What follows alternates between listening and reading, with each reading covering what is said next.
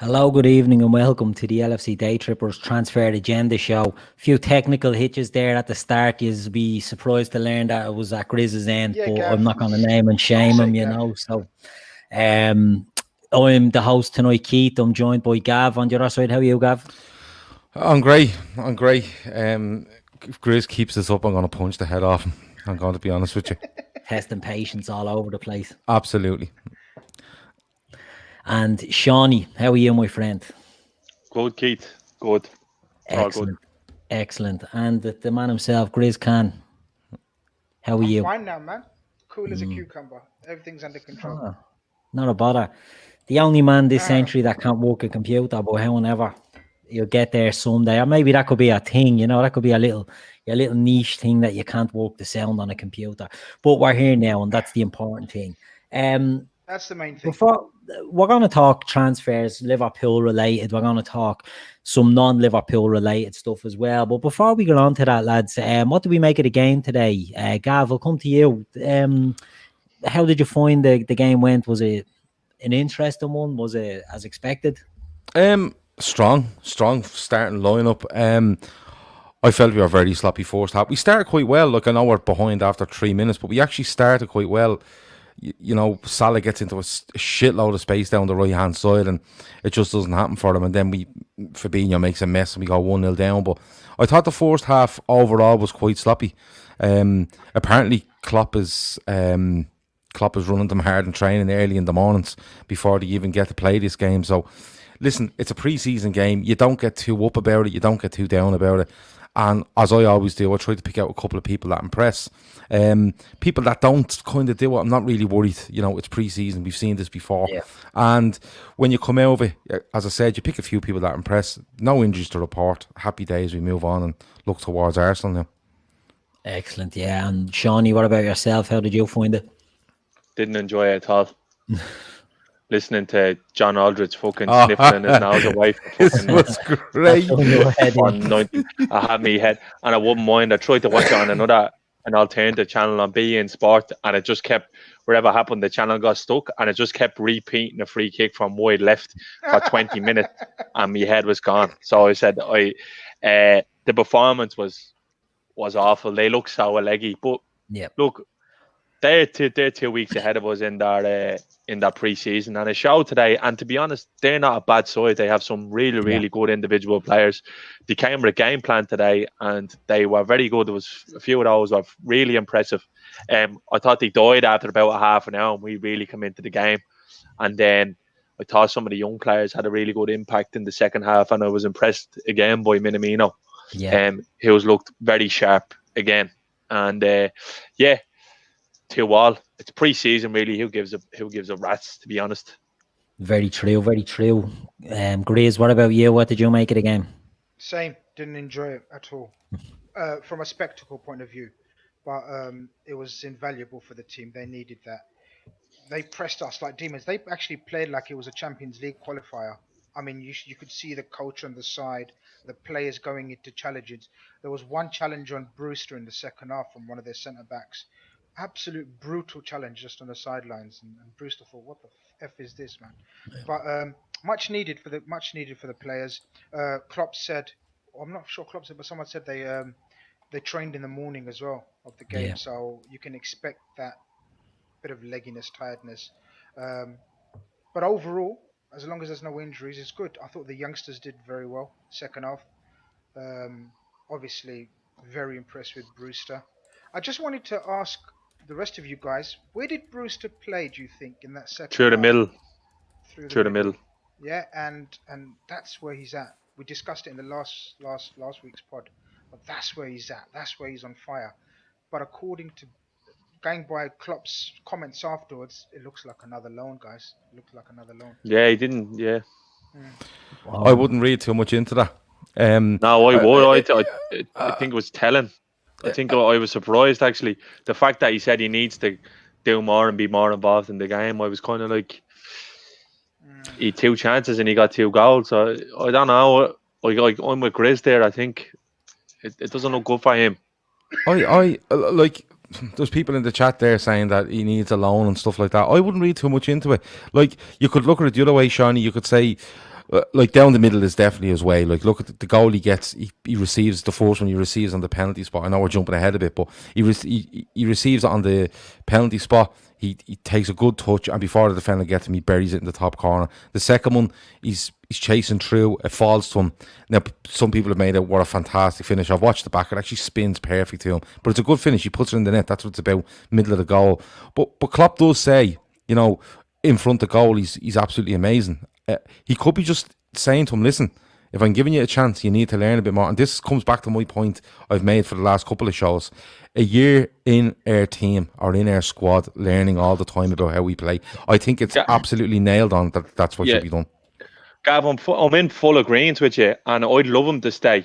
And if you told me we'd sign a newer attacker for 40 million or Brewster stays, I'd pick Brewster first, and I'm with you. But I was just surprised by Klopp's comments. It was like it was a little bit harsh on him or something. And even Brewster is like, I'll keep doing what I have to do to impress. I think he kind of, in his head, he's probably thinking. I think it's pretty much, it seemed like he's pretty much been told. You know, as you said, going off by Klopp and Brewster's comments, both of them combined, Gav. I agree that he should stay. I think we all agree that he should stay. But just going by the comments, it seemed like a loan is probably most likely. Oh, well, we'll have to wait and see, but and it annoys me because people hold against Brewster that he's not in the same mold as Salah or Mane, and he's not in the same mold as Firmino. But isn't that a good thing? Yeah. Like, he's probably the best natural finisher we have at the club. Like, and I don't think I'm being. Look, the two boys put up mental numbers from wide areas, but there's games where they miss 3 or 4 clear-cut chances. I absolutely agree. Who would you say? Brewster's not a young side. Look at the difference today. I know he's well behind in his development, but the ball falls to Harvey Elliott in the 90th minute there, and he completely snatches that one. Whereas you look at the difference in Brewster's game now. Like you said, Gav, that the first touch and then bang. It reminded me of Sturridge. It was so Sturridge-like. Sturridge used to just get the ball out of his feet. He didn't even need half a yard and bang. Like, he turns half chances into goals. And for that reason alone, I'd keep him around. People are saying, oh, well, he doesn't do this, he doesn't do that. Like, if you're throwing Brewster on 20 minutes the last minute of a game and the ball is bobbling around the box, he's instinctive. You know what I mean? I think he'd be great to have around the squad. I hope he's not loaned out. I really do. I hope that, like you said, me and Grizz are reading too much into it, because I think he's brilliant, and I think now is the time. It's now or never, I think, really. It is true. It's a telling time for him. But I don't know. I think Gav might be onto something there. I think maybe it can be read one way or another, and it's probably just a kick up the arse from. Was there anyone else that impressed you in the game today? I'm gonna guess mainly second half, because I agree they were a very good team. They were 2 weeks ahead of us, and their game, Salzburg, as we seen last season, was all about high press, intense, and that's why Minamino sort of reckoned that he could come into our team with minimum fuss, and you could see that in their play. They were very attacking. Every time we had a loose ball, they were getting in and around us. But as the game went on, that sort of fizzled out. But was there anyone else that took his eye of the second half team, maybe, rather than the starters, Gav? Well, Minamino impressed me. His work, he seems, look, as I said at the very start, you don't take a hell of a lot of it. But what I did notice about Minamino is positionally, he looked a lot more comfortable in what he was doing. And by that, what I mean by that is he knew where to be when he needed to be, particularly off the ball. You know, he was closing avenues. He was knowing when to press, knowing when to hold off. And we said when he signed in January that he will need the rest of last season and possibly a little bit this pre-season and stuff, and hopefully, fingers crossed, he hits the ground running then coming into the season. And for me, what I've seen differing over the last 2 games, the last game was all about on the ball turns, getting into space, picking out passes, you know, using the ball wisely. Today, for me, I just thought his work rate was very good, and he seemed to be just covering the right spaces off the ball when he needed to be, and knew where the triggers were and who was triggering it and stuff like that. Minamino, for me, I always like the look of Curtis Jones. I think he's, even since a couple of weeks ago when we seen him playing in the Premier League, I think he's come on. He looks sometimes he looked a bit hesitant on the ball, and what I mean by that was he could be moving with the ball and kind of looking around, what do I do, whereas now he just looks ultra confident on it. And I think even the bigger stature of him, he looks a bit bigger, I think helps him. But you know, you look at those two and you think they're possibly the two closest to back up, when you know what I mean, and they're the kind of two I watched, and I was quite impressed by both of them. Yeah, they did both shine. What about you, Sean? You more of the same, or was there anyone else that took your? Yeah, there was a few of them that were decent in the second half. I to be honest with you, I thought Grujic looked all right in the second half. I thought he had a good cameo from him. But one who really stood out for me is this Cometio kid. Monster. Absolutely. Like, absolutely. Beast. To be so commanding at 17 years of age. Now, I know people talk about his profile and how big he is, but like, from them corners, he could have had 2 or 3 goals. He was setting up chances from their corners. Like, he was attacking everything. He looks really, like, you could see him getting into recovery positions to make blocks on shots. I thought he was excellent. He was really, really impressive. And look, if you tell me that fella was a 23-year-old lad who'd been playing a couple of years at top level, I probably would have believed you, because he looks super composed and very, very impressive. Like, I thought him attacking the ball and being dominant in the air was brilliant. And I know a few lads in the podcast group they're very critical on Sepp van den Berg. He's 17 years of age, but look, you have to be honest, he hasn't made his mark. Cometio has looked like very imposing in the 2 times that I've seen him. So yeah, definitely promising there for him. Yeah, definitely. Grizz, what about you? Anyone else, or do you agree with sort of Gavin, Seany's takes? Yeah, Shawnee being the football man, you know, read my mind like a book, or maybe I shared with him in the WhatsApp earlier. But the Billy the Kid again just showed his potential. What I noticed about him this time was his sort of his positional play. I could see definitely an improvement in his positional play, as opposed to the first one where he seemed a bit sort of, you know, trying to work out where the line is, where he was far more comfortable. And that's such a positive thing just in his second outing. Again, I thought Grujic is I was critical of him in the first game, but I thought he was far more comfortable. His touches were more productive this game. I thought James Milner, I thought he came on in that second half and played like a captain, played like a veteran. Set up the goal. I thought it just shows you know, how much we underestimate the influence James Milner still has on Liverpool Football Club. Very true, very true. Yeah, it was interesting second half. I agree about Cometio as well. And it's one of the things, you know, he's 17, but he's so physical and athletic that if he was playing in France or he was playing in Germany, they'd have no problem putting him into their first team and sort of giving him game time.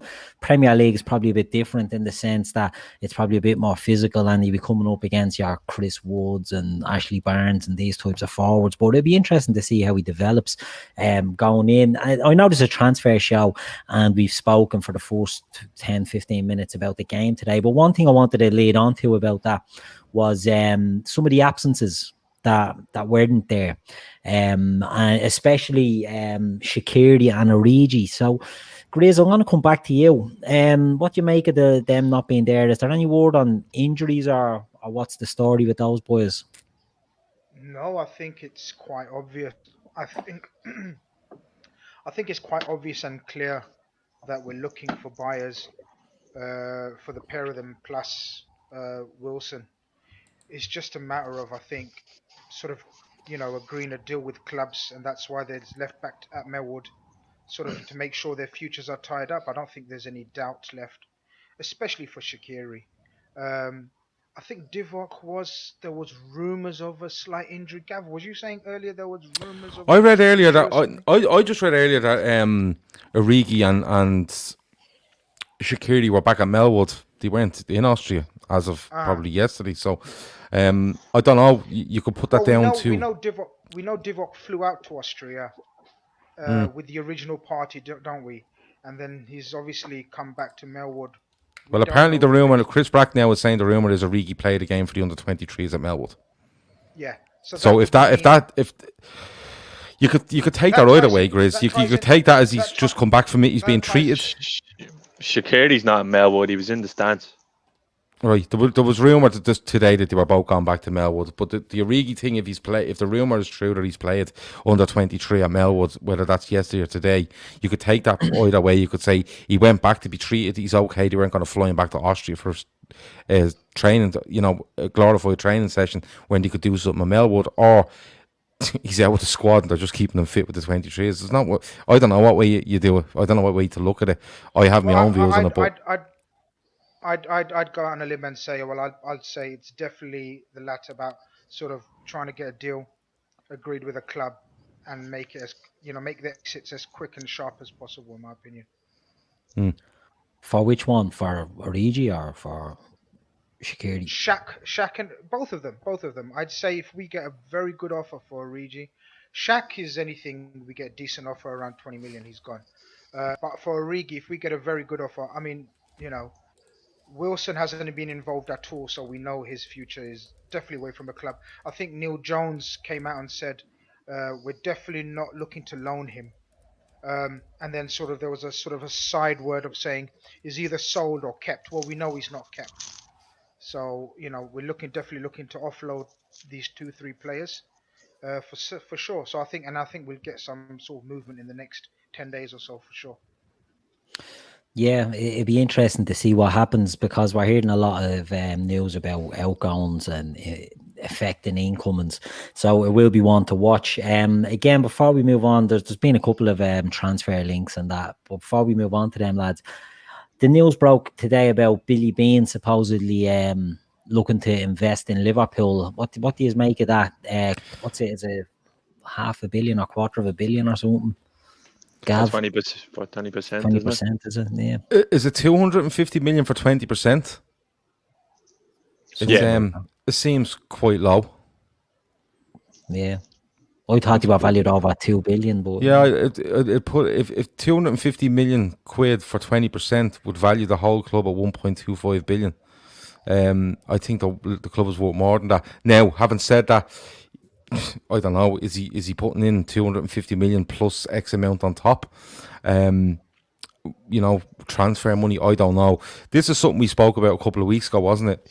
About when we were speaking about FSG. I think the lads from Coppish were on with us and we were having this discussion, and I've always felt this might be the route to go down, where they look for a minority investor.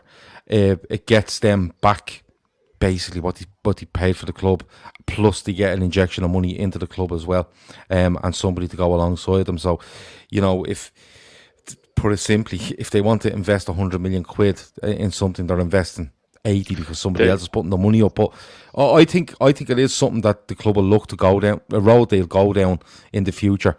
I don't know if this fella is the man that will do it, but I think they're meant to be close personal friends of John W. Henry, so there might be something in it. But I think if there's not something in it, the actual idea of it being put out there, I think is quite telling. It's Brad Pitt out of the film. That's how it is. It's Brad Pitt in the film Moneyball. The lads in the chat there are educating us as always. 450 million is the fee that's being touted, so that sounds more about that puts it in the 2.5 billion range. So Ernie White says 428 million for 20%. Now that's a bit more like it sounds a bit more in the ballpark. Like, I think ages ago when there was apparently Arab consortiums looking at taking us over, I think the club kind of dismissed any talk of actually wanting to sell the club and looking for minority investors.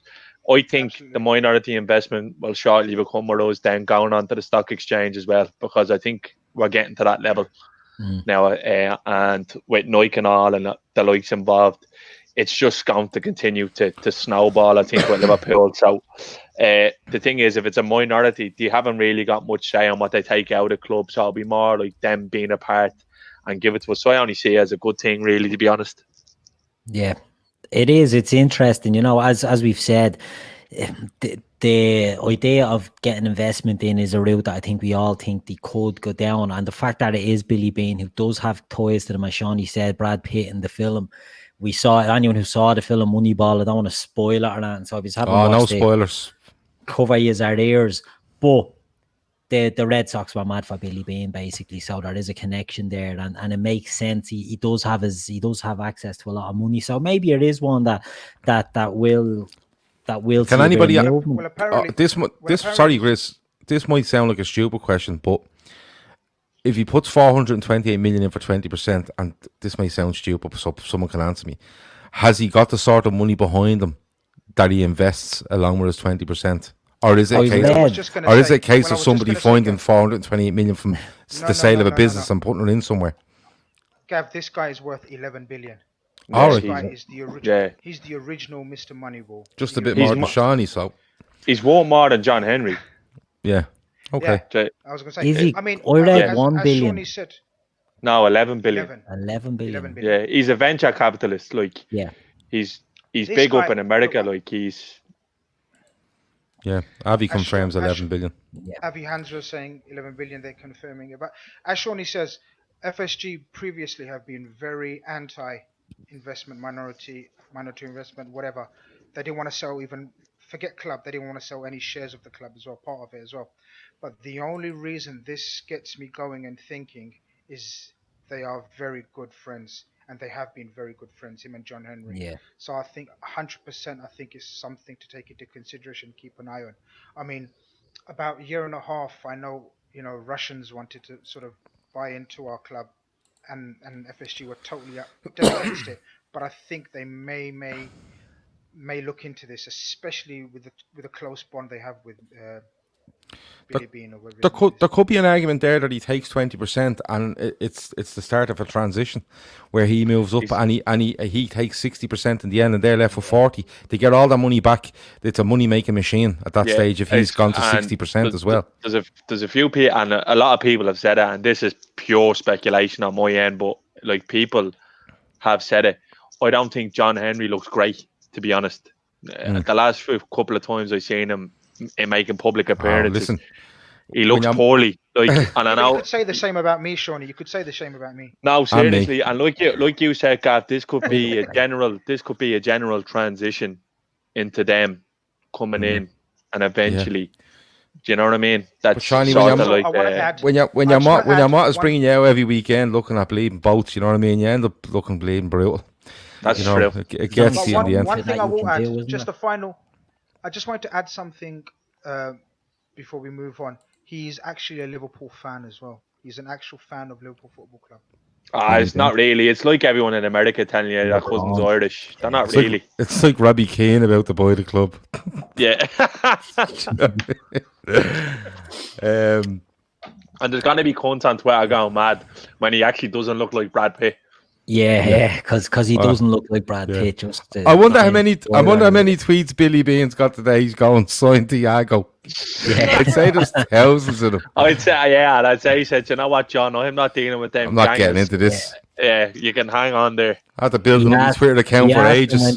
He was talking about buying in the ass. So what's the Twitter traction like? That's great. Yeah, it's all friendly banter and all that. About to sign the contract, and he got to be used by all the blade and sign Thiago merchants. So yeah, now I can't see that'd be an off-putter for him. Before we move on, something that's being mentioned: 750 watching, 290 likes. So smash. We have to get the 400 live on this. Have to. 290, 750 watch. It's big numbers. So everyone hit that little thumbs up button, and then we're sorted. It gives a little rush on the old like button, because it is important for us. It's important for the channel. You know what I mean? So we appreciate anyone that does do it. I want to move on to transfer news, the big one. The reason we're getting excited about Billy Beane investing 11 billion into Liverpool, Christopher Ajer off Celtic has been mentioned as a possible target. And he's one that I think we're all pretty interested in. Maybe I don't want to speak for the three of you, but he's one I know, Gav, you mentioned on a show previous that would be a good sign, and maybe not necessarily for Liverpool, but for another Premier League club. Would you stand by that and think that it would be a shrewd business decision for Liverpool to bring in Ajer? Yeah, absolutely. I said I might have been on a. It might have been on a show. Leicester. It was Leicester come up, and it was before Brendan. Before Brendan, one of the worst collapses in Premier League history. But it was before that. But we were talking about what clubs could do in the summer, and he came up, and I thought when we were talking about Leicester, it might have been Pete Selby we were talking to at the time, and it was one of those where I felt that, you know, they have Johnny Evans there, don't they? Who's getting on a bit. They have Wes Morgan, who's getting on a bit, and they have Sionchu, who's highly rated, a little bit overrated in my opinion. But when we are looking at the centre halves that they could bring in, I thought Ajer from Celtic would be a really good acquisition for Leicester, because you could give him a year playing and getting in the team, while Johnny Evans and Wes Morgan more or less wind down their career, and then in 12 months' time you look to team him up with Sionchu. I think they'd be a good pairing. You know, Sionchu is aggressive, quick, good on the ball. Ajer is very, very good on the ball. Very good on the ball. He's really tall. He's not gangly, but he's really tall. Really good in the air, strong. Anytime I've watched Celtic, which is fairly often because they're on telly, nearly all the games are on telly, so I usually catch a lot of them and watch a bit, and I've been very, very impressed by him. The talk is 5 million quid, and that blew my mind today, I'm being honest with you. A year of 5 million is a no-brainer for me. You bring him in, I don't know if he'd be quite challenging Gomez yet, but he'd be alongside Matip there as backup, and I think the same way he'd progress at Leicester, it might take him a little bit longer to progress to a point at Liverpool, but under Klopp, I think he's excellent. I really do. Yeah, Shawnee, what about you? Yeah, I really rate him. To be fair, I rate both the Celtic centre half. I think your man Jullien is a very good player as well. And the thing is, people kind of snub it out because it's Scottish football. But if you ask me, the Scottish Premier League and the Championship are the two best places for young centre forwards and young centre backs to learn that trade, in my opinion. It's sort of like a school of hard knocks. You'll get away with it down there. Like, you know, you will have physical battles and stuff like that. As an Irish fella, when Celtic on, I kind of subconsciously support them. I think everyone does. You kind of watch them. You'd actively watch them. And anytime I've watched him, he's been very impressive. Like Gav said, good on the ball. He's dominant enough in the air. But like a young centre half, he does seem to have a bit of little lapses in his decision making. But look, he's 22 years of age. This is something that could be definitely ironed out over time, and something he would massively improve by training with the likes of Van Dijk every day. I think for that sort of I seen the price 5 million, but I was talking to a couple of Celtic fans, and they were saying that if they were qualified for the Champions League group stages, they could probably command double of that fee, and they're going to keep him around trying to get into the group stages and then maybe sell him on afterwards. I think for the money touted, even if it was 15 million, I still think it'll be worth it. And I'd say if you're giving him 60 grand a week, you're probably tripling his wages. You know what I mean? Bringing him in at fourth choice centre back is perfect for me, because similar to Tsimikas, he's coming from Celtic, right? And Tsimikas and Olympiacos and Celtic are expected to win every game, every week, whether it's in Greece or Scotland. It doesn't matter the level. They know that a draw is as good as as bad as a loss, really. And to have someone with that mentality coming in can only be a good thing. And another thing is, he's a massive Liverpool fan as well. So I'd imagine he wouldn't turn his nose up at all. Yeah, it makes complete sense. I'm not surprised that we're linked to him. Like, I'm just shocked I didn't actually hear about it earlier, because I think he's a really, really good player. Yeah, and Grizz, what about you? Where do you stand on this one? I'm gonna have to go with the guy's assessment, because I don't know the player personally. I haven't seen much. In fact, I don't read anything of him. But I'll have to. I do trust Shawnee and Gav's assessment of the player. But more than Shawnee and Gav, I trust Edwards and Co. And if they've sort of targeted this fella as an up and coming centre back, then it would make sense. The attributes they talk of, the age, the profile, the price, everything makes sense. Again, as Shawnee says, if he's coming from a footballing hotbed like Celtic, that also helps the personality and character of a player that we'd look to buy as well. So yeah, from that aspect, if there is, I haven't heard nothing myself, and I don't know nothing of the player, but if that's the case, then I'm all up for it as well.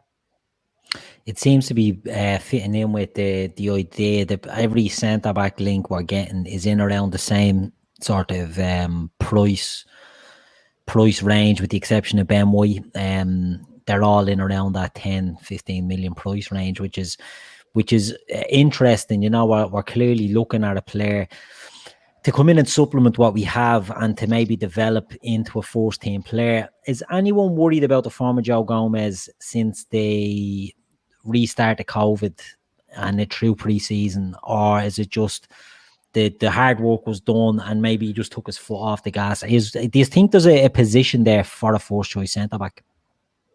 Seany. Yeah, definitely. I think Gomez has struggled recently, and he's all now. I'm a big fan of Gomez, but he does seem to have struggled. Now, I wouldn't judge him based on the back of the Premier League season, because the league was wrapped up and he just went into fucking cruise control. You know what I mean? It's completely expected. But he got a bit of a run around today, and it was like watching the Joe Gomez that just came back after injury last season, like the game at home to Salzburg in the Premier League, in the Champions League. He struggled. He did struggle. The thing is, maybe if Matip is fit, he probably just goes in there and you take Gomez out of forward line for a couple of weeks. But we can't really rely on Matip again this year. And Gomez, if he's gonna, we need somebody to keep him on his toes there. So look, I don't know. I think people are looking for a fourth choice centre back. Maybe we should be looking to get someone in to go in beside Virgil and push you that tier one. That's why I love the idea of Ben White, because I think he goes in there after over time. Yeah, Gav, what about you? I wouldn't be too worried about Joe Gomez, to be honest with you. You know, bit sloppy today, yeah, maybe so. But like as I said, you don't take too much out of these games. You could point towards when the league was won and after coming back after COVID, he's been a bit sloppy. But a few of them have. You know, a few of them have. Like, there's no doubt about it. You're on the verge of winning the league. You win a league. You're on the lash. You know, and it doesn't matter how professional you are, how driven you are. When you've won something and you know you can, you know, just the shoulders can just drop a little bit and you're not as tense, you're going to have that little percentage drop off. I wouldn't be too worried about Joe Gomez. I think he's been outstanding for the vast majority of the time he's played this season. My only worry about Joe Gomez, and I always said it, is completing a full season of football. And, you know, it's probably in the back of Joe Gomez's head. He doesn't want to get an injury here, and Matip steps back in and he's left waiting another 6 months to get in, you know, because I think Klopp rates Matip and Joe Gomez quite closely together. I'm being honest with you. I think he has a very similar view on both of them. But don't get me wrong, I'm a big fan of Joe Gomez. I think he's probably England's best centre half. That's the truth. And people are, Stefan Mack hit the nail on the head. He is only 23 and he's still actually learning the game. He's a relatively experienced player for 23 years of age. And look, he couldn't have a better partner. I think he's probably Virgil's preferred dance partner as well at the back. Yeah. But it's just the only thing I want going into the next season is, and this is extremely hard to do. I'd love for us to be able to leave Van Dijk out for a home game against Brighton when he needs rest. Now, Van Dijk's durability has been unbelievable since he's come to the club. I think he played 238 league games back to back. I could be wrong, but it's there or thereabouts. I'd love to have someone in there who you could say, do you know what? You can pair him up with either Matip or Gomez, and we'll be grand. We'll get through this game. There'll be no risks. Someone who can take us through. I'd love to have someone like that to come in to deputise for a bit of experience. That's why I would have loved. I like the idea of Thiago Silva. I think me and Grizz spoke about it. I think he would have been fucking perfect for us, because even his wages aren't that big. He's on a free. I think he's not even getting 100 grand a week at Chelsea. And he would have been, I would have liked him. I think because he showed the other night he still has quality, you know what I mean? Interesting, yeah, interesting. Grizz, what about yourself? How do you see the centre half positions playing out at Liverpool? I think it's personally, I think it's very clear that we need a centre back. We just can't rely on the fact that Gomez and Matip just don't play full seasons, especially with Lovren going now as well. I still expect a centre back to come in. Like Shawnee said, I would have loved Thiago Silva, especially if we couldn't get Ben White now, especially the fact that his club is asking for such a ridiculous fee. I believe he's told them that he's not going to sign a new contract. So if we could have got a stopgap like Thiago Silva in now, that would have meant Ben White has 1 year left next year, going into his final year of the contract, and therefore we'd sort of hold the aces in that scenario. But it looks obviously Thiago Silva is off to Chelsea now. Now do we get a stopgap type centre back like Sean says, like a fourth choice, or do we get someone who's going to sort of challenge the likes of Matip and Gomez? I'm not sure. Again, it depends on the sales, I believe. If we can raise enough money, I think we'll sort of go for a 50, like 20 million plus centre back. If not, I think we're looking at that same price range as Simicas and trying to get someone like Kabak from Schalke, um, or Ndika from Frankfurt. I know we still have interest, you know, but that's it. At the moment, it's gone a bit quiet, and I think the reason for that is we're concentrating on a certain midfielder when we Yeah, can actually and buy. just to be clear, I'm not trying to dig out Joe Gomez or anything. I think he's the best young centre back in Europe. But I just was wondering what the lads thought. Is he getting? Does he need maybe a bit more competition?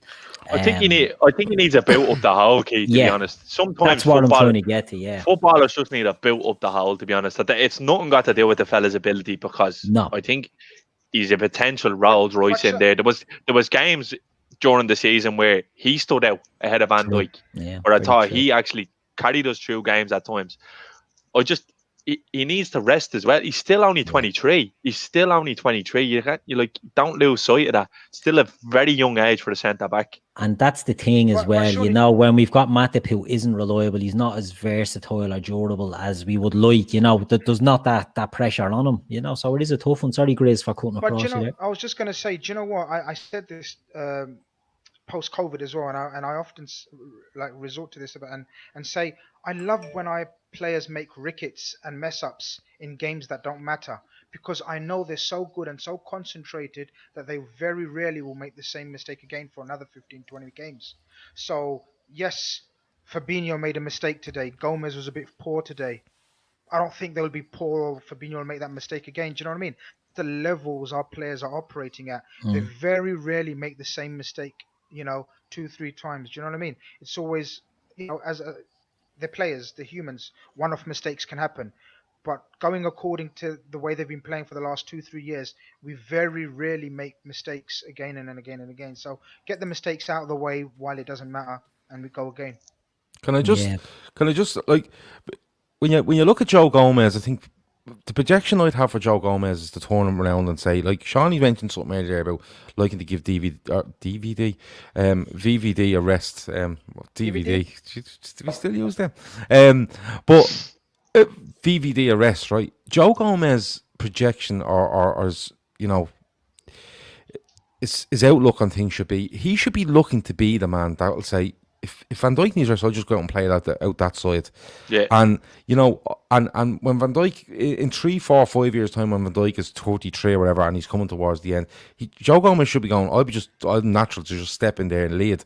So Liverpool, if they have that kind of idea for him, going and buying a centre half like Thiago Silva for it, I'm not in the Thiago Silva camp at all, because even if you're going and say, oh well, we could get Ben White next summer, Thiago Silva's not going to sign with you for a year. He'll want 2 years, and I think that's what he got at Chelsea, 2 years. 2 years with an extension for both sides. Yeah, and he's 35 years of age. He's going to want to come in and play a hell of a lot of games at 35 years of age. I think he's perfect for Chelsea, by the way. I think I said it last week. I think he's brilliant to come in and organise Chelsea, and if they can have 1 or 2 around him, brilliant. But Joe Gomez should be looking to be the natural successor to Virgil van Dijk, and in turn, you need to look at your centre halves behind that and what they're going to look at. I don't think he's got the personality to be another Virgil. I think at 23 years of age, it's way too early to call that. Yeah, every that's true. centre back. Oh, that's fine. We can all give our opinions, but I think he's very happy to be the side man. Virgil's got this aura, personality about him to be a leader. He's very vocal. Joe Gomez, you won't hear a peep at every game I've been to. I've never heard Joe Gomez scream, shout, anything, even That's in our a fair opposition's point. face. It's just not in his makeup. Some players, are very happy to be, sort of under a command of a lieutenant, and I think he's one of those. Yeah, that's very fair. We've 849 watching and 386 likes. So, you know, if you are watching there, there's 500 of you that haven't hit that like button, little thumbs up. Just hit it. Doesn't cost anything, and we appreciate all the likes and support we get. I want to move on, lads, to a couple of other clubs that are going batshit crazy at the moment, namely Chelsea.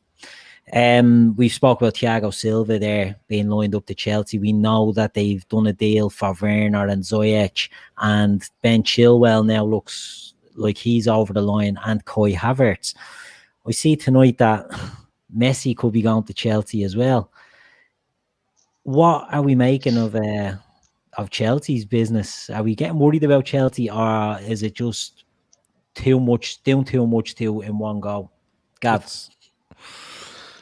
Good players. Let's be honest about it.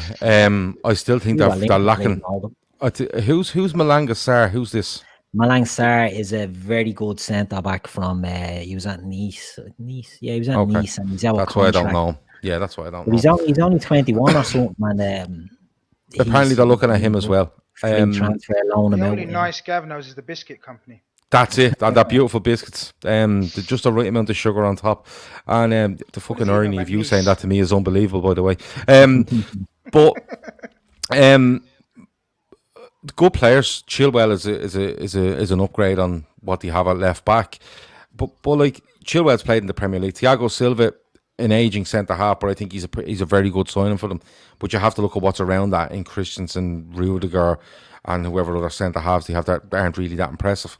Kai Havertz is a sensation in Germany, but he hasn't played in the Premier League, and you don't know how he'll react. Yeah. Werner looks like he has all the tools to be very good at it. You have to wait and see. You know, you know the saying, Keith, 50% of transfers work and 50% don't. If they bring in 6 players and 3 of them work and 3 of them don't, they're 3 players up on what they had last season, and 3 players up on last season isn't enough to get anywhere near us. That's the way I look at it. But the days of, like, do you remember all the shite about Frank Lampard, you know, nurturing young talent and all? That's gone. Oh, that's gone. That's out the window now. And that's when the pressure rises now. You know the pressure does rise, and you know, we tried to make excuses for Chelsea a couple of weeks ago, saying, look, they had the Hazard money and they had such and such a money, and somebody did point out that they signed Kovacic and the American fella Pulisic, but now it's just Roman Abramovich just deciding to flex his muscles again. How they're doing it, I don't know. If they're spending that sort of money in one summer, along with the wages, like Chilwell, 160 grand a week, I think he's rumoured on, or 190 it could be. But to do that in one summer, the relaxing of FFP, I don't think meant this. But having said that, they have the Morata money, the Hazard money, and then the money they didn't spend last year. So I think they're all right in that regard, because FFP is over a space of time, isn't it? So I think they will be all right in that.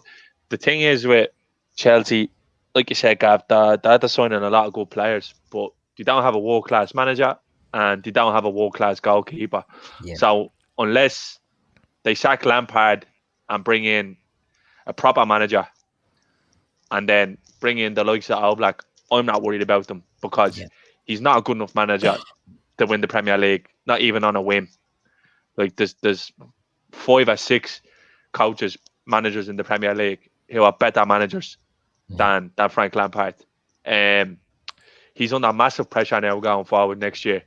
The heat is on, because look, he can't hide behind, I didn't get to spend money, well, he's bringing through the likes of Mason Mount and all. Like, it's horses for courses, and I think they're gone way too top heavy. I think they were given a big lump of money by Abramovich, and I think if they had been smart, they could have probably spaced it out over a couple of windows instead of trying to reinvent the wheel from the start. I think it could be a clusterfuck. I think that could be a potential disaster at Chelsea, to be honest, because it's like Roman is just fucking playing with the toy again. He found it under the bed and he wants to play with it again. If it goes tits up for Lampard, what are you gonna do then? You know what I mean? I don't know. It's it's high times for them, because you bet your bollocks Jose is going to be knocking on the door of a top 4 next year with that Spurs side. I don't give a fuck what anyone says, because they're actually not as bad as people say they are. No. And United will spend. I know they've been fucking sitting on their hands. Lampard has written love letters to Jadon Sancho. He's got to get better quick. He's got to get better quick. They're no immediate threat to us.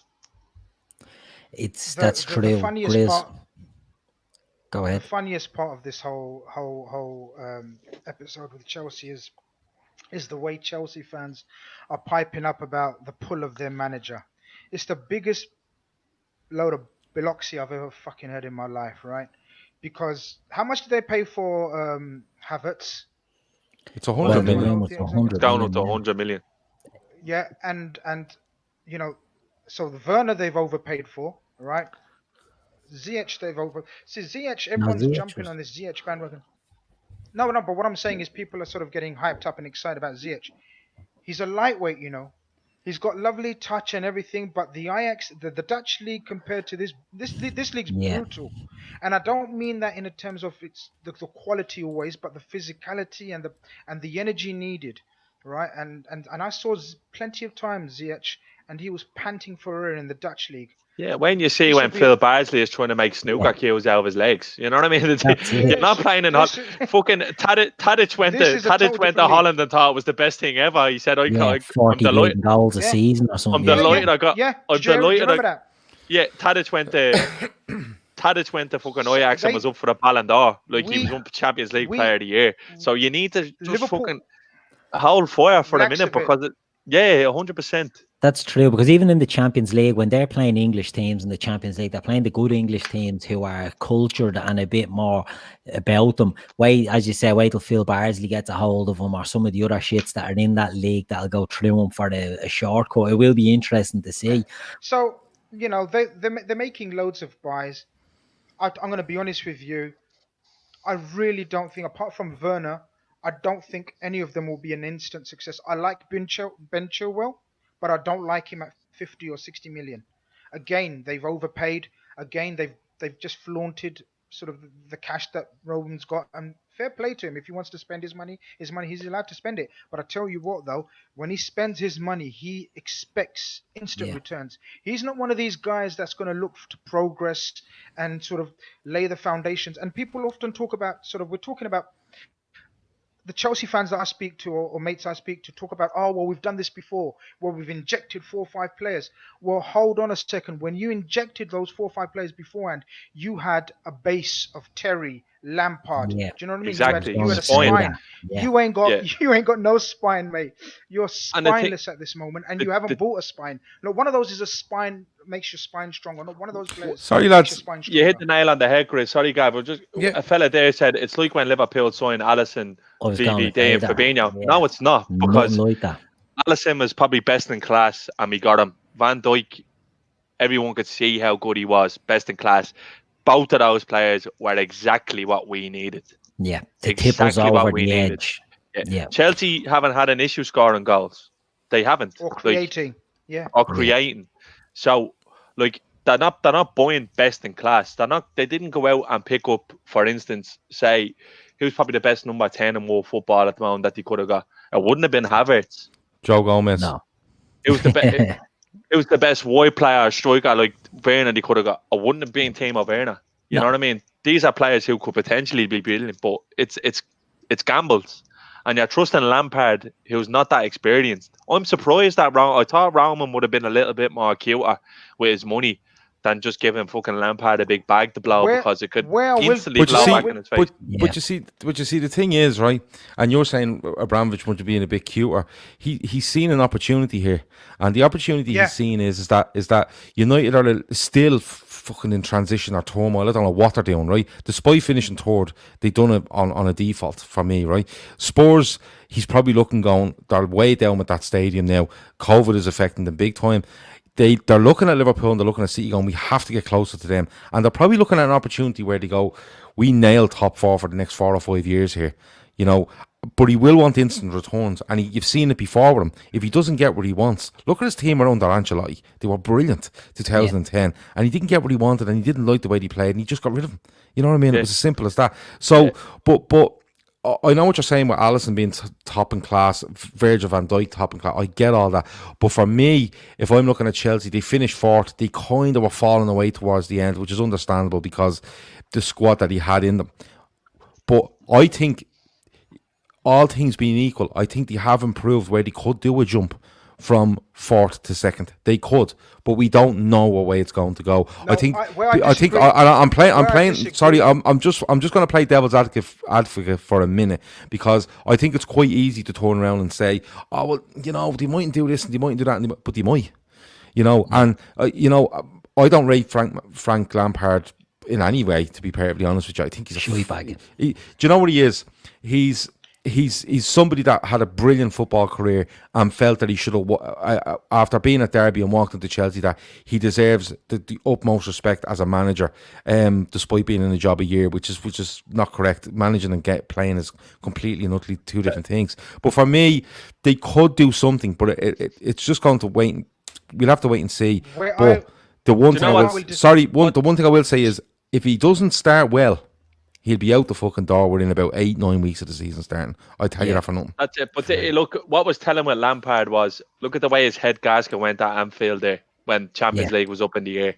He hasn't got the head for it. He hasn't. Like, to hang with Klopp, you need to be special. Pep is special in his own way, but you even see how we affect City.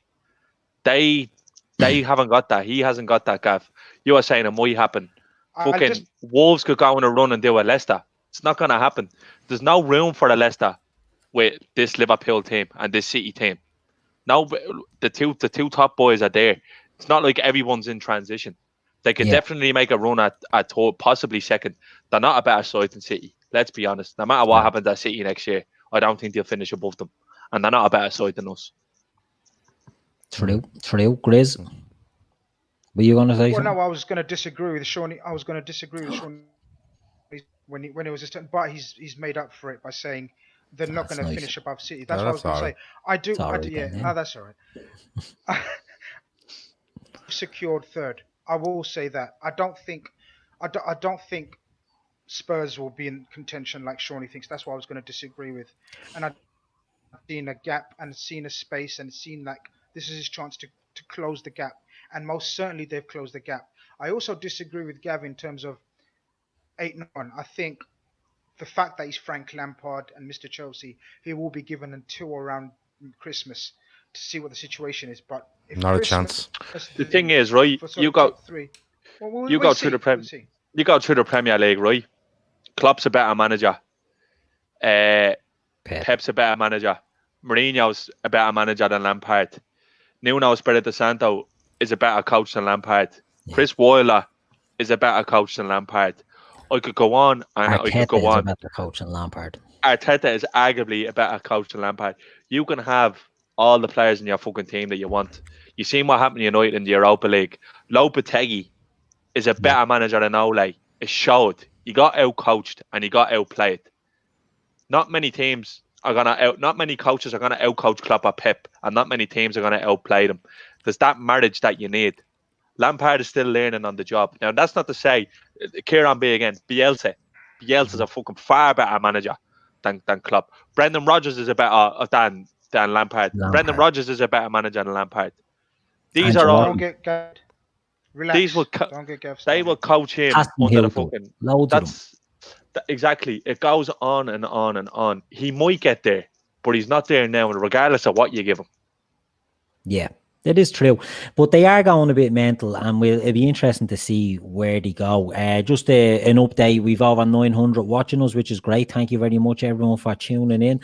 And we've 451 likes, so hit the like button if you can. I hate to have to remind you, but that's what we're over 400, are we? So 500 now is our next target. Yeah, 451. Cool. So yeah, why not?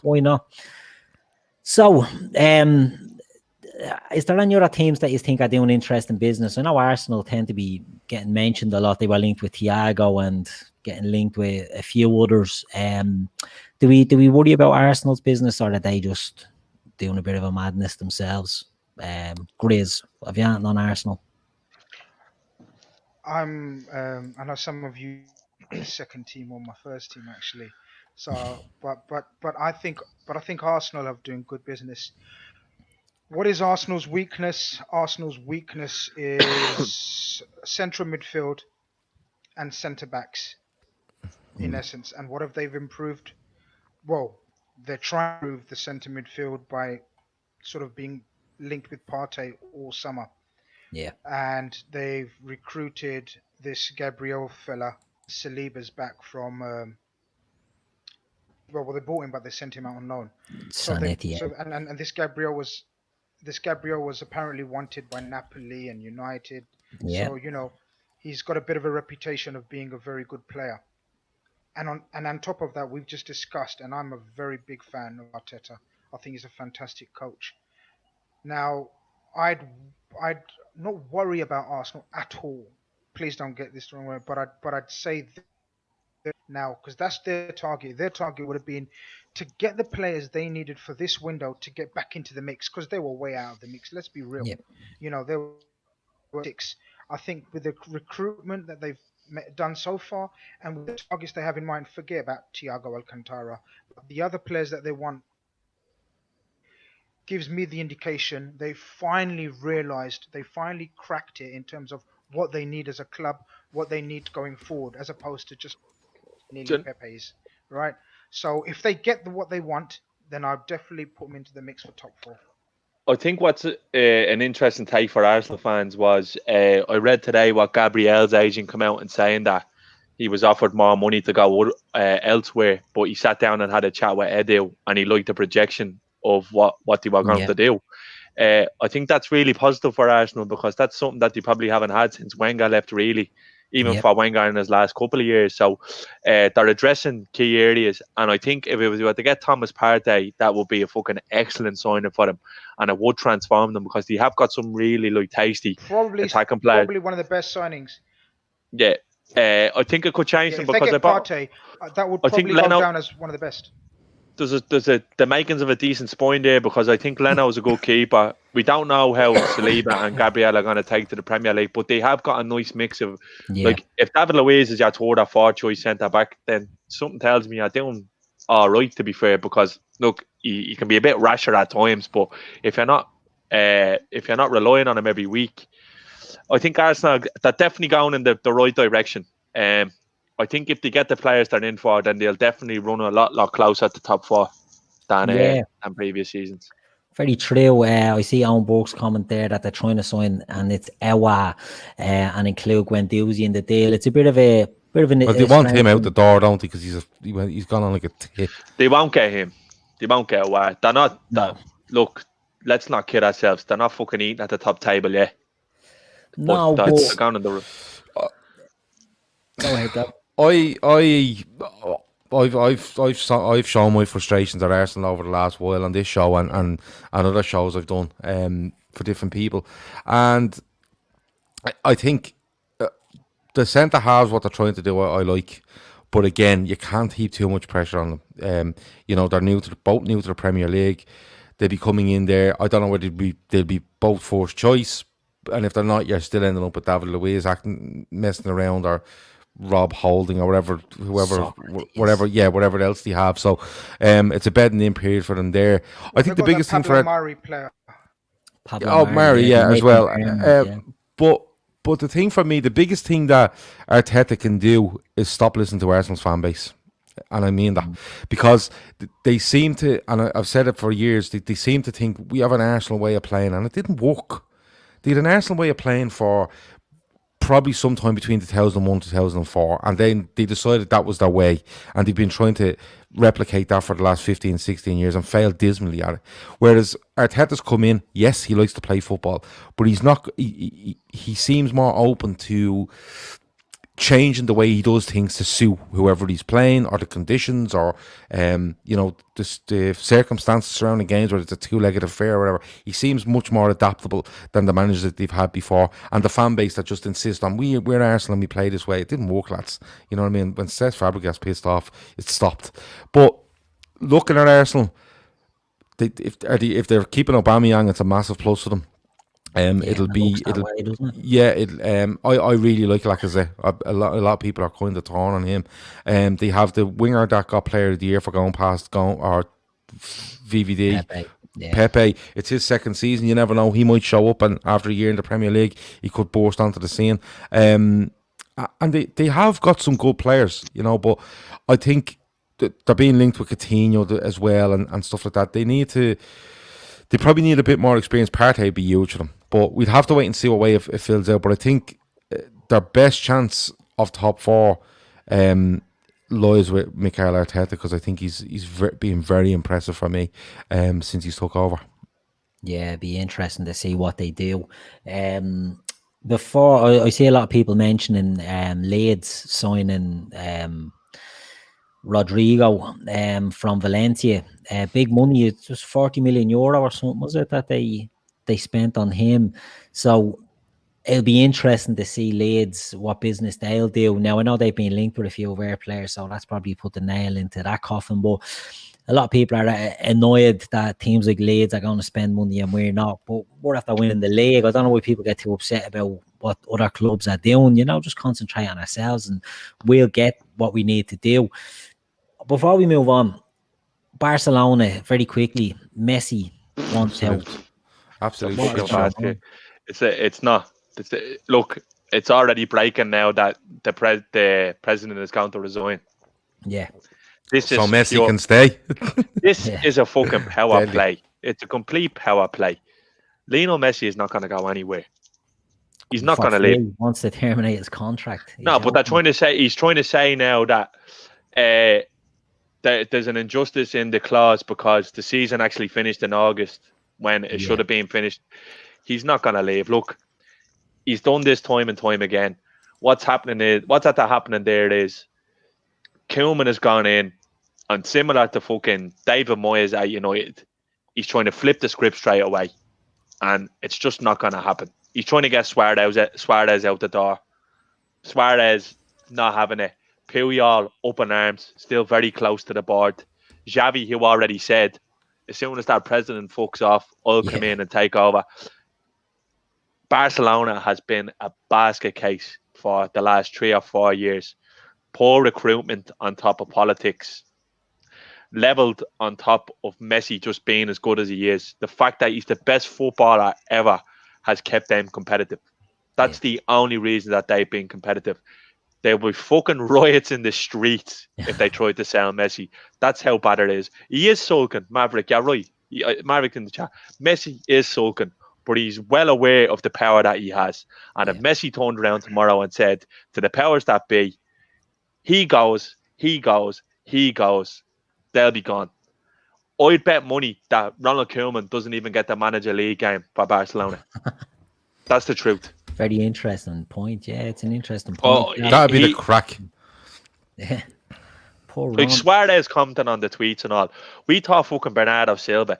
This is supposed to be one of the biggest football clubs in the world, and look at the fucking soap opera it's become. Yeah. Absolutely nuts. People are comparing it to Ronaldo. Ronaldo won 3 bleeding Champions Leagues on the spin with Real Madrid, and he found out that Zidane was out of there. So he was saying, he got out of the championship himself. There's a rebuild on the horizon there. Fuck it, I'll go to Juventus, and I might be able to win 4 in a row. Messi is just seeing what's going on here and going, do you know what?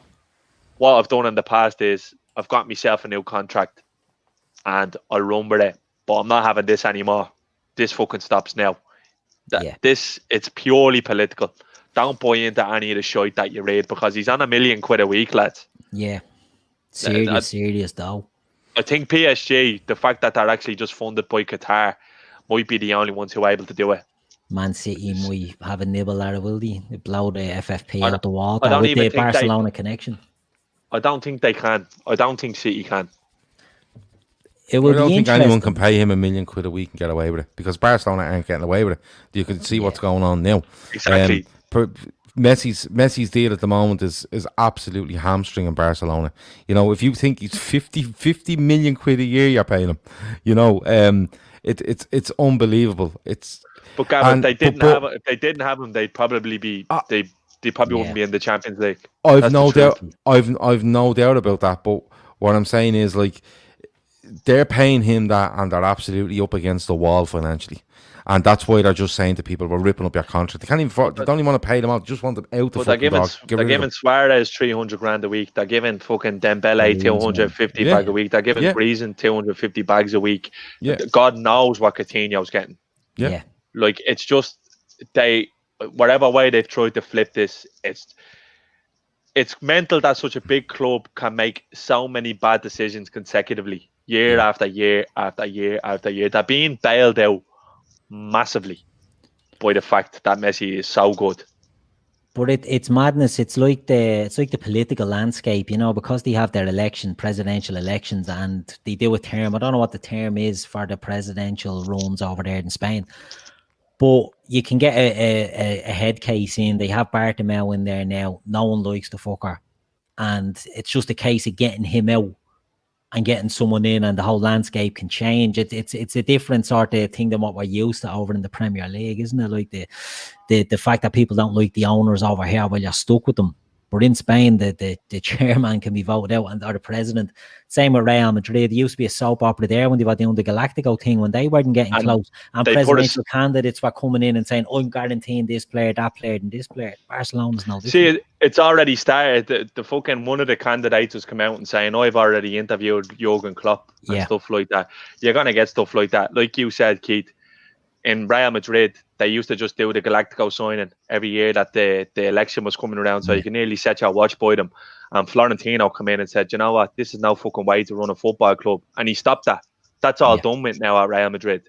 But Barcelona are still like archaic in a way. And it's just crumbling now. The empire is crumbling now. And look, the fucking last person out the door is going to be Leo Messi, I'm telling you. Yeah, I agree. I think it'll be one to watch. Grizz, I want to come to you on something. If I say Melkamil Frauendorf, what can you tell me?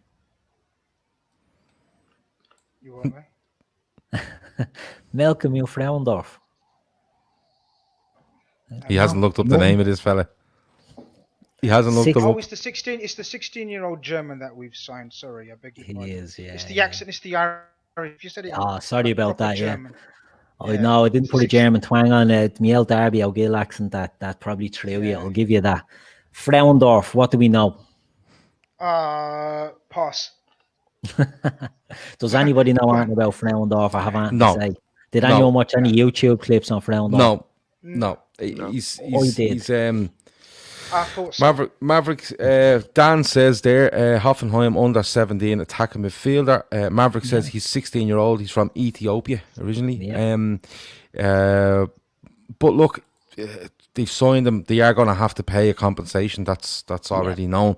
And he's going straight into the under 18. So he's one for the future. We'll have to keep an eye on him. And we that's signed all the you really have. We signed the Polish lad there a few weeks ago as well. He was another very highly rated player in that age category as well. I don't have his name to hand. But they seem to be trying to get these young players in. So it'll be interesting. Unfortunately, these are the only bits of transfer news we concretely have at the moment. But I want to move on finally. I know a lot of people are interested in Thiago Alcantara. So I want to sort of move on to Thiago. A lot of varying reports coming out, a lot of different reports. What are we making of the news? Gav, will come to you first on Thiago. What are you making of the news coming out? Is it going to happen? Is it not going to happen? Is there a bid? Is there not? Listen, you can take this wherever angle you want. Just talk about players' quotas, selling to buy, talks that no contact is being made by Liverpool towards Bayern Munich with regards to this player. Then other people have said that, Thiago was there at a ceremony in Munich and he looked like he was with his family, kind of the last goodbye and stuff like that. I think he signed to Liverpool, I'm being honest with you. I think I've said it before, I think there's too much going on around this for something not to happen. I think there's, there seems to be a lot of people teetering on the edge of, if we don't sign Thiago, it's absolutely scandalous and, we should be doing this and we should be doing this. Listen, my opinion is that Liverpool are big on Thiago. My opinion is that Liverpool have contacted Bayern Munich about Thiago. And I would say, if I was to lay a bet on it, I would say they're probably very close to agreeing a deal for Thiago. That's what I make of it. Grizz, I'll come to you because you're fixing your moustache there like a man who wants to get in on this. Yeah, 496 likes we have there. Well pointed out, Kev. If we can get another few, get us over that 500, that'd be great. So Grizz, yeah, back to you. No, I'm twiddling my moustache because just through sort of boredom of this topic now. I mean, I think everyone's a bit peed off with it. I got abuse I got today. I can't explain to you guys when sort of Rummenigge. All it took was one line from Rummenigge Yeah, for the sort of to say we haven't had any contact from Liverpool. But everyone disregarded the rest of the stuff he said, and I'm not going to bore everyone. Relay what I think. I'm just going to relay my information, and if it turns out to be false, you guys know I'm big enough to take it. I'll take it straight on and say, yeah. And I was passed on was false, and we had no interest, and we won't, and if we don't sign Thiago. But the information and when I tweeted that I've got but I think it's been someone pointed out it's been broken today by the same outlet that broke the Alisson news. It's a Brazilian outlet called the Brazilian outlet. Esparto, something like that. yeah. Espirito Santo. Well, Espirito Santo. well, these are the guys that broke the Alisson story, but they've also revealed what I wanted to reveal. But Edwards has made a bid to buy Hassan Salihamidzic is the person who's dealing with this transfer, not Rummenigge. Hassan Salihamidzic is the hands-on guy. We have made a bid. I can't remember the figures now, but apparently it's in the region of told you guys in the WhatsApp. 22 or something, was it? 22 million with 5 million add-ons if we win the Champions League and the Premier League. And Liverpool are still, from a Liverpool fan point of view and from the info I've received, Liverpool are still very confident of concluding this deal. Yeah, I think Chris Brack hit the nail on the head there with a comment saying, this is just typical Liverpool fans. If you see positive news, you dismiss it. If you see negative news, you fucking big it up. People just need to relax. Like, what's the rush here? There's absolutely no rush. And what I'll tell you one thing is a little bit embarrassing amongst the fan base, in my opinion, is they're going on like we're beneath Thiago. Like, we should be fucking rolling out the red carpet for this fella. Put it this way. He wants to come and play for us. If he can't wait around because we just need to get our ducks in a row in order for this transfer to happen, in my opinion. I think this does happen, but we need to get our ducks in a row. There's a slight issue now with the quota of homegrown players. And if we brought him in now, we'd literally take our legs away in regards to selling either Grujic or Shaq, because they know we can't actually have all of these players in our squad. So it's going to cost us more money in the long run. Just be fucking patient. The thing is, he's just finished the season on Sunday night. Even if he does come in, it's going to be training 2 or 3 weeks before he's even heavily involved. So people just need to chill out. This window goes on till the 5th of October. Like, what's the panic? What's the rush? Everyone is going mad. Like, the thing is, if you had said to someone in April, because this talk started back in fucking just as the Project Restart kicked off, we wouldn't have had any clamour to bring Thiago into the football club. Because, let's be honest, midfield is probably one of the areas where we don't need. Now, I'm not saying we don't need Thiago, because when a player of his quality becomes available, you fucking make the most of it and you get him. But people need to relax.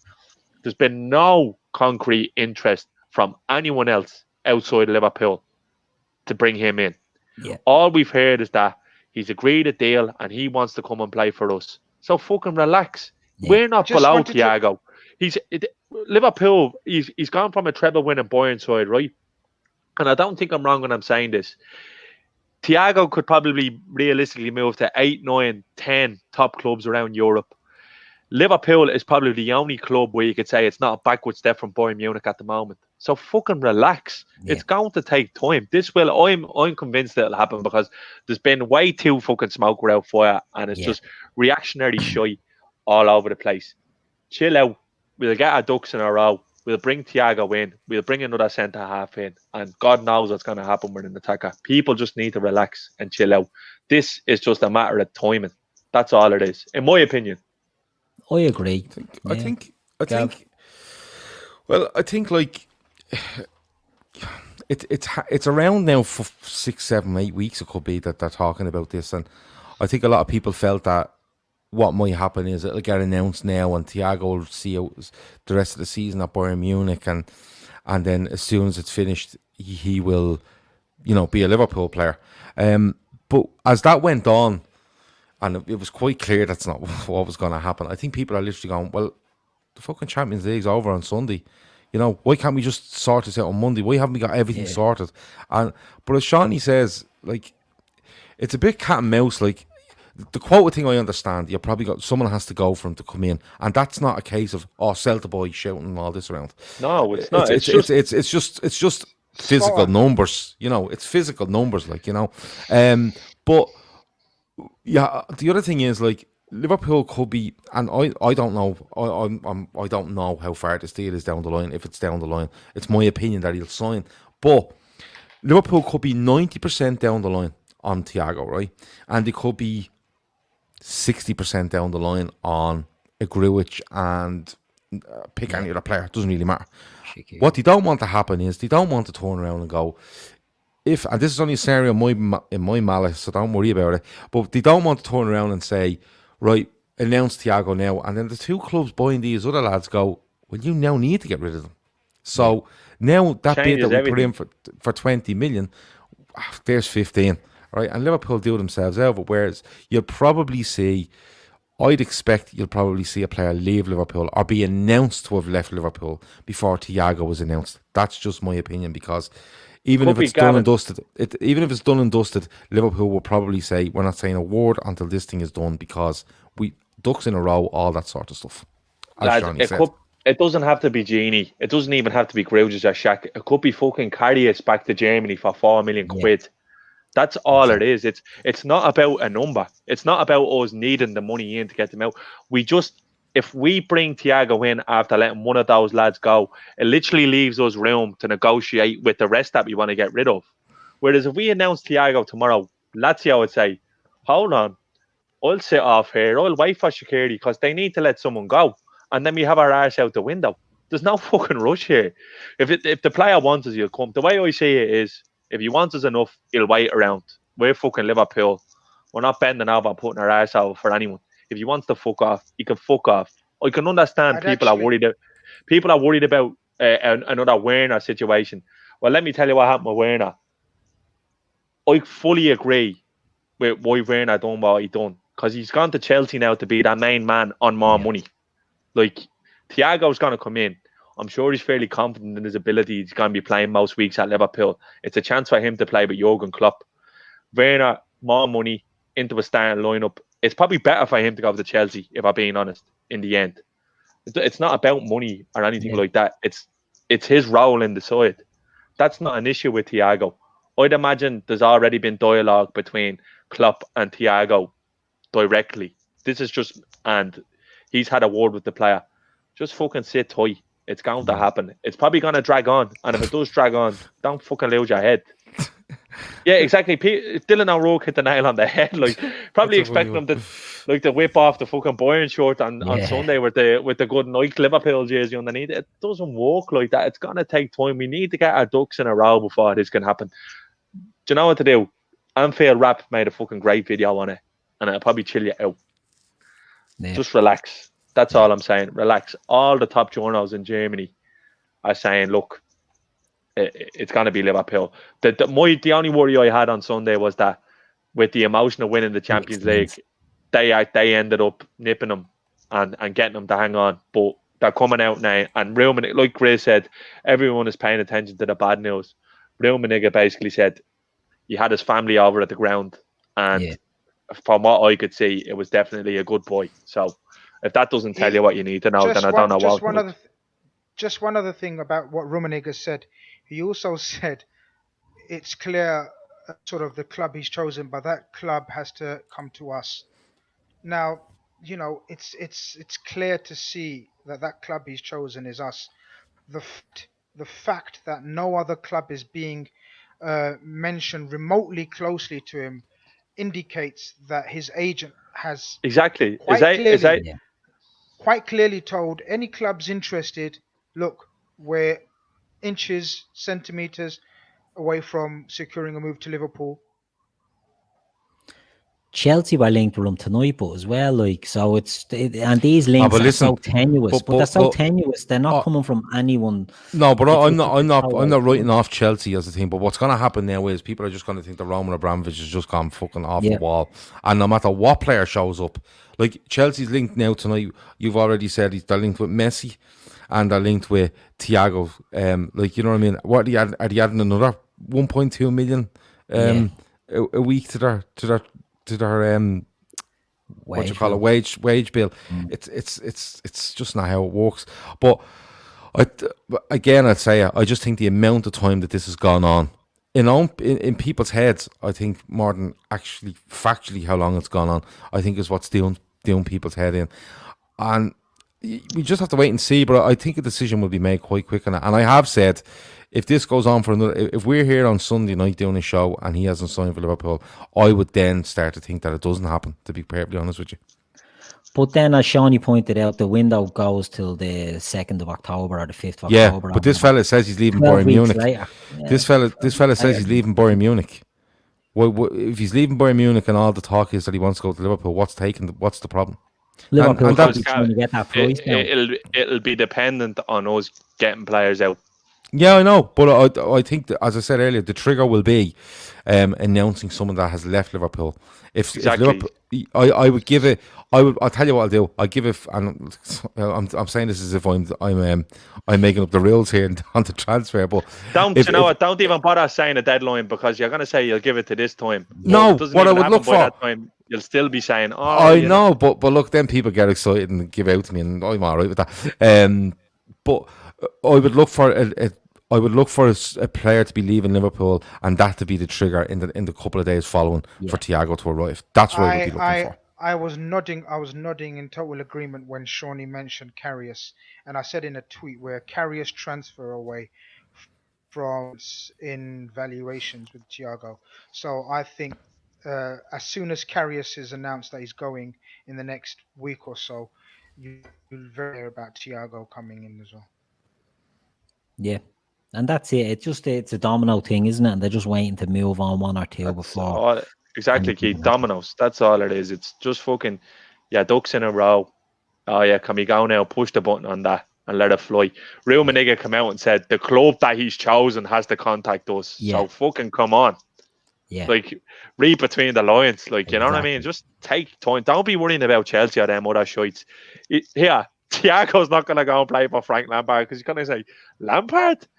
Fucking, I was a better fucking player than he was. Why would I go and play for him? Yeah. Well, because they're giving me... It's Klopp. It's Klopp again. It's Relax. the Klopp factor. It's exactly it. It's what's going to be the driving factor to get this. It's what has been the driving factor to get this done. If we read between all the lines, it's the decision is made. It's Liverpool are nothing by the sounds of it, because while I said Chelsea are being linked, Man City have been linked, PSG have been linked, they're so tenuous, the links, that you don't sort of give them any credence. They're coming and they're going. The Liverpool link is there. All the German side are saying Liverpool. He's chosen his team. Rummenigge is mentioning Liverpool on a number of occasions as the club that he's going to, but we haven't sort of pulled the trigger yet. We got to remember, I know people sort of cast doubt on sort of the Mohamed Bouhafsi who RMC in France.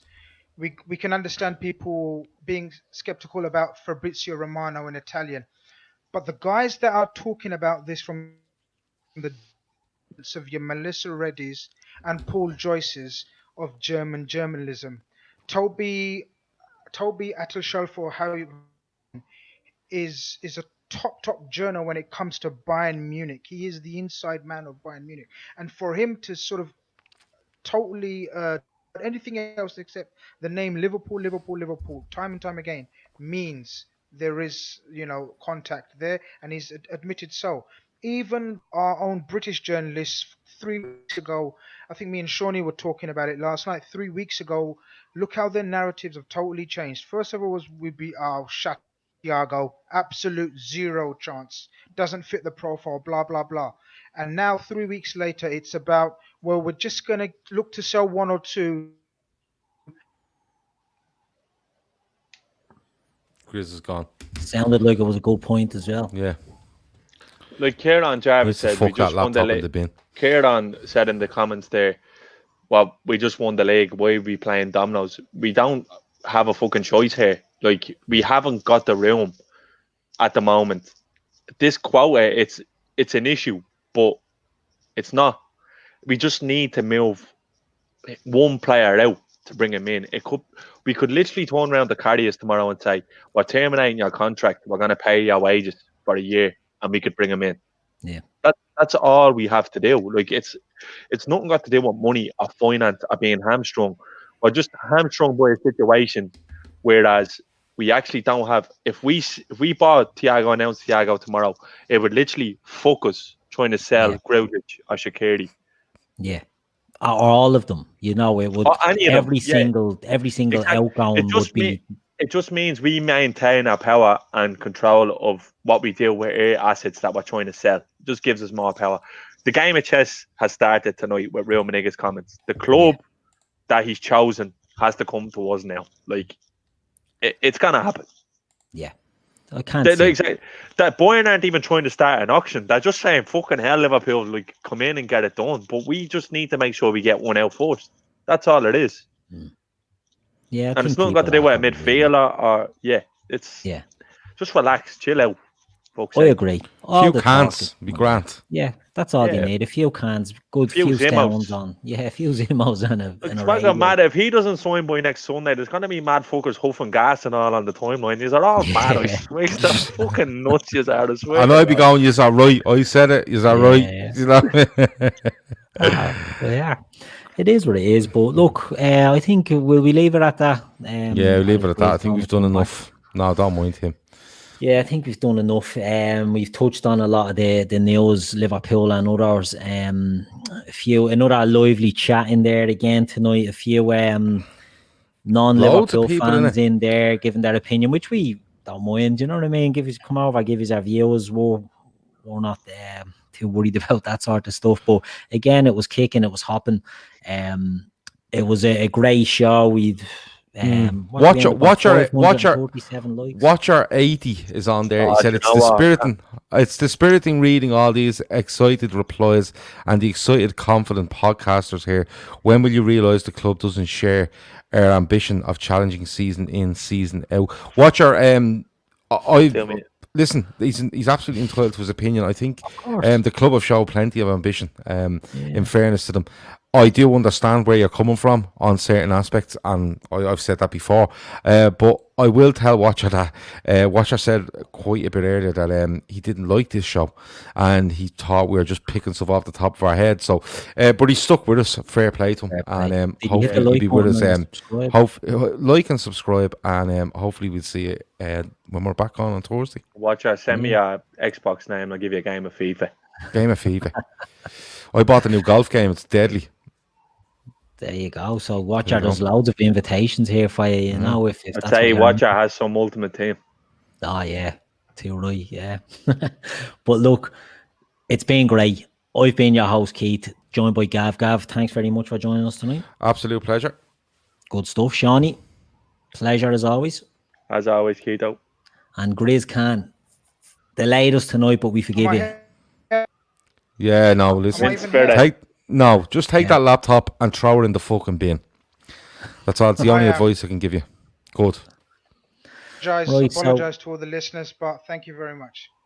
Good stuff, Chris. Good stuff. So yeah, as Gav said, we'll be back on Thursday with more transfer agenda show, and we will see us then. So we've been the Daytrippers, and we bid you good night.